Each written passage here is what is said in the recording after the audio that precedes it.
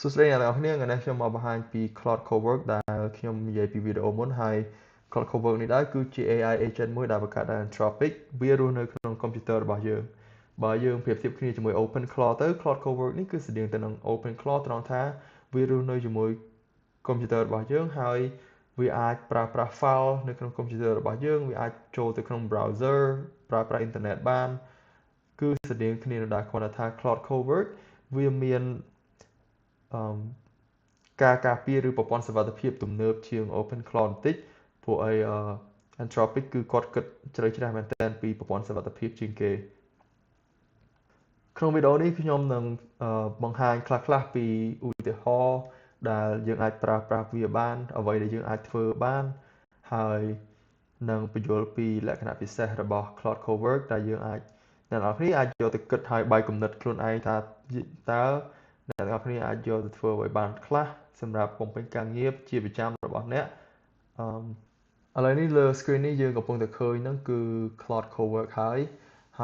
នេះគឺជា Claude application ដែលពេលយើង download មកគឺវាមាន3 app ចូលគ្នាតែម្ដងគឺមាន Claude Cowork Chat ហើយនិង Claude Code Claude Code នេះគឺជា software ដែលចាប់ផ្ដើមដំបូងគេរបស់ Claude ហើយគឺវាជាពិសេសបង្កើតឡើងដល់សម្រាប់អ្នកសរសេរ code ហើយនិងអ្នក technical ខ្លាំងគេប្រើវានៅក្នុង terminal វារស់នៅក្នុងកុំព្យូទ័រដែរប៉ុន្តែគេមើលឃើញថាមនុស្សជាច្រើនបានយក Claude Code នេះទៅធ្វើការងារផ្សេងៗដូចជាបង្កើត PowerPoint slide ឬក៏ធ្វើ Excel spreadsheet analysis អីចឹងទៅឬក៏បង្កើត report ហើយក្នុងឧទាហរណ៍នេះដែរខ្ញុំនឹងលើកយក spreadsheet មួយដែលខ្ញុំបានឲ្យ Claude បង្កើតហើយមកធ្វើជាឧទាហរណ៍ដើម្បីអ្នកទាំងអស់គ្នាបានមើលឥឡូវបើយើងក៏លេខមកមើល UI សិនគឺវា simple មែនតើហើយយើងអាចបង្កើត project ថ្មីបាន project ហ្នឹងគឺគ្រាន់តែជាសំណុំមួយនៃ Claude Code instance ឬក៏ Cowork instance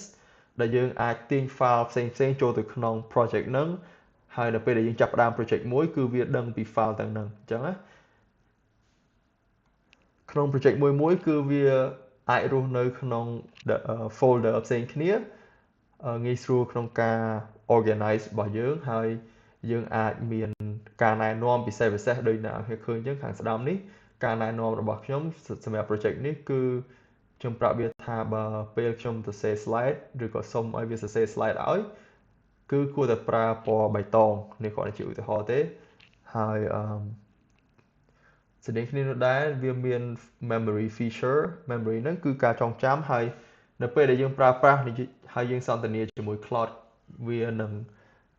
ប្រមូលនៅការចងចាំឬហើយវា save ទុកខ្លួនឯងដើម្បី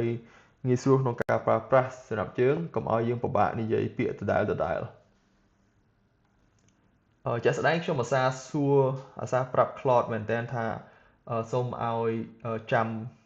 រឿងដែលខ្ញុំនិយាយនេះទៅកុំឲ្យថ្ងៃក្រោយពិបាកនិយាយខ្លួនឯងអញ្ចឹងណានិយាយដដែលអញ្ចឹងណាអូខេឥឡូវយើងក៏លេចមើល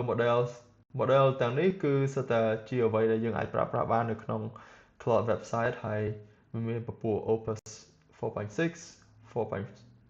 Sonnet 4.6 and Haiku 4.5 ជាទូទៅខ្ញុំប្រើប្រាស់ Sonnet ដោយសារតែវារៀងលឿនជាងប៉ុន្តែបើយើងចង់បាន model ដែលឆ្លាតជាងគេគួរតែចុចយក Opus 4.6 តែម្ដងទៅអូខេជាឧទាហរណ៍ទី1យើងឃើញថាក្នុង folder នេះខ្ញុំមាន file 3ហើយ file ទី2នេះគឺ sales file ទី3នេះគឺជា sales spreadsheet ឧទាហរណ៍ថាយើងជាម្ចាស់ផលិតកម្មឬក៏ម្ចាស់ឧស្សាហកម្មមួយដែលលក់គ្រឿងភេសជ្ជៈហើយយើងមានព័ត៌មានអំពីការលក់ប្រចាំខែអញ្ចឹងទៅហើយឥឡូវនេះខ្ញុំនឹងសួរគាត់ឲ្យទាញយក file ទៅនឹងដើម្បីមកពិនិត្យហើយនឹងបង្កើត graph ដើម្បីបង្ហាញពី sales ទៅតាម region ហើយនឹងប្រភេទភេសជ្ជៈដែលយើងលក់បានគឺអ្នកនរគ្នាយើងឃើញស្រាប់ហើយថានេះគឺជា metadata ដែលគេបង្ហាញឲ្យយើងហើយយើងឃើញថា Claude បានសរសេរ code ហើយនឹង run code នៅក្នុង background ដើម្បីធ្វើការងារនេះឲ្យយើងហើយឥឡូវនេះគាត់កំពុងតែគិតហើយគាត់នឹងសរសេរចម្លើយចុងក្រោយឲ្យយើងបើយើងចង់ដឹងថាគាត់សរសេរបានខ្លះក៏យើងអាចចុចចូលទៅក្នុង script ហ្នឹងហើយយើងឃើញថា នេះគឺគាត់បានប្រើប្រាស់ Python ហើយ run វាជា bash script វាស្តៀងទៅនឹងអ្វីដែល Claude Code ធ្វើបានដែរហើយគាត់បាន load Excel spreadsheet ដែលយើងមានហ្នឹងចូលទៅក្នុង Panda ហើយគាត់បានធ្វើ analysis ឲ្យយើងអញ្ចឹងណា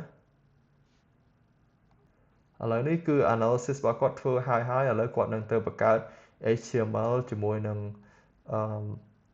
visualization ដែលយើងសុំគាត់ឲ្យបង្កើតមិញហ្នឹងបើសិនជាយើងប្រៀបធៀប Claude Cowork ទៅនឹង chat ធម្មតាដែលយើងប្រើទៅតាម website គេហ្នឹងគឺអានេះវាងាយស្រួលជាពិសេសនៅពេលដែលយើងប្រើប្រាស់កុំព្យូទ័រច្រើនហើយការងាររបស់យើងតាក់ទងទៅនឹងឯកសារដែលរស់នៅក្នុងកុំព្យូទ័ររបស់យើងអញ្ចឹងខ្ញុំ recommend ឲ្យអ្នកនរគ្នាចាប់ផ្ដើមរៀនប្រើវាហើយរកវិធីដែលយ៉ាងណាដែលអ្នកនរគ្នាអាចយកផលចំណេញពីវាហើយសន្សំពេលវេលាបើយើងប្រៀបធៀបជាមួយនឹង OpenClaw ខ្ញុំគិតថា Claude នេះគេស្រួលប្រើជាងដោយសារតែយើងវារៀងធូរចិត្តដោយសារតែប្រព័ន្ធសុវត្ថិភាពរបស់វាគ្រាន់បើជាងហើយបើសម្រាប់ OpenClaw ខ្ញុំផ្ទាល់គឺខ្ញុំអត់ហ៊ាន install យកមកប្រើខ្លួនឯងទេអូខេឥឡូវនេះគាត់បានធ្វើវាហើយគាត់បាន break down sales របស់យើងទៅតាមផលិតផលដែលយើងមានលក់នៅក្នុង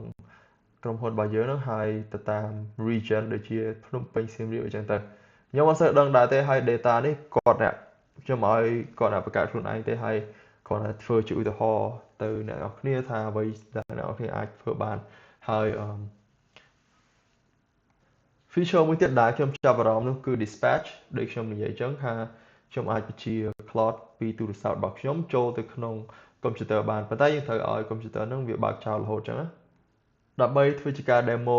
ពី dispatch feature ខ្ញុំនឹងផ្ញើសារផ្សេងពីទូរស័ព្ទរបស់ខ្ញុំចូលទៅក្នុង Cowork ហើយសារនេះគឺខ្ញុំឲ្យគាត់ឆែកមើល website Expedia ដែលខ្ញុំបានកក់សំបុត្រយន្តហោះទៅកាន់ Texas ហើយឲ្យគាត់ update calendar របស់ខ្ញុំដើម្បីឲ្យវាស៊ីគ្នាជាមួយទៅនឹង flight ដែលខ្ញុំមានហ្នឹងហើយឥឡូវនេះយើងឃើញថាខ្ញុំ send ហើយប៉ុន្តែឥឡូវវាកំពុងកៀងចប់បណ្ដោយកំពុង demo ផងប៉ុន្តែវាអត់មានអីអស្ចារ្យទេគ្រាន់តែថាវាត្រូវការយើងមានកុំព្យូទ័រយើងបើកអញ្ចឹងហើយនៅពេលដែលយើងផ្ញើសារពីទូរស័ព្ទយើងទៅវា connect ជាប់ទៅនឹង Anthropic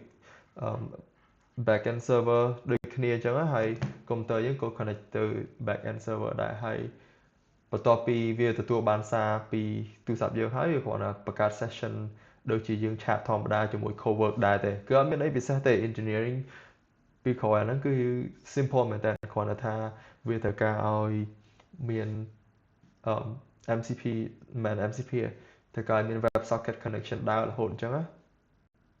អូខេឥឡូវនេះវាបន្ទាប់ពីវាគាំងរហូតឥឡូវនេះវាដើរវិញហើយអ្នកនរគ្នាបានឃើញអញ្ចឹងវាចាប់ផ្ដើមឆ្លើយមកខ្ញុំវិញហើយអ្វីដែលពិសេសនោះគឺនៅពេលដែលយើងផ្ញើសារចេញពីទូរស័ព្ទអញ្ចឹងណាយើងអាចឃើញ dispatch session ដែលវាបង្កើតមកហើយយើងអាចឃើញពីការគិតរបស់វាពី action របស់វាមួយអញ្ចឹងណាអាហ្នឹងបើសិនជាយើងចង់ដឹងពីវាតែនេះយើងឃើញថាឥឡូវខ្ញុំឲ្យវាឆែក flight របស់ខ្ញុំហើយវារកឃើញ flight ពីថ្ងៃ1ទៅថ្ងៃ6នេះហើយវាទៅស្វែងរក detail របស់ flight នឹងបន្ថែមទៀតបើសិនអ្នកនរគ្នាឃើញ browser នៅក្រោយនេះគឺ Claude វាអ្នកបើកខ្លួនឯងបន្ទាប់ពីវារកព័ត៌មានពី flight របស់ខ្ញុំនឹងហើយវាបានចូលបង្កើត event នៅក្នុង calendar របស់ខ្ញុំដូចអ្នកនរគ្នាឃើញអញ្ចឹងនៅក្រោយនេះគឺ Claude អ្នកបញ្ជាទាំងអស់ហើយអូខេនេះគ្រាន់តែជា demo មួយធម្មតាមែនតើគឺអត់មានអីប្លែកទេហើយគ្រាន់តែចង់ឲ្យអ្នកនរគ្នាបានឃើញថាអ្វីដែលវាអាចធ្វើបាន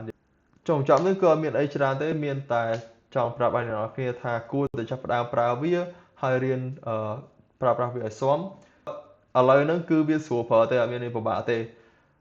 អ្វីដែលសំខាន់នោះគឺនៅពេលដែលយើងចេះប្រើ tool ផ្សេងច្រើនគ្នា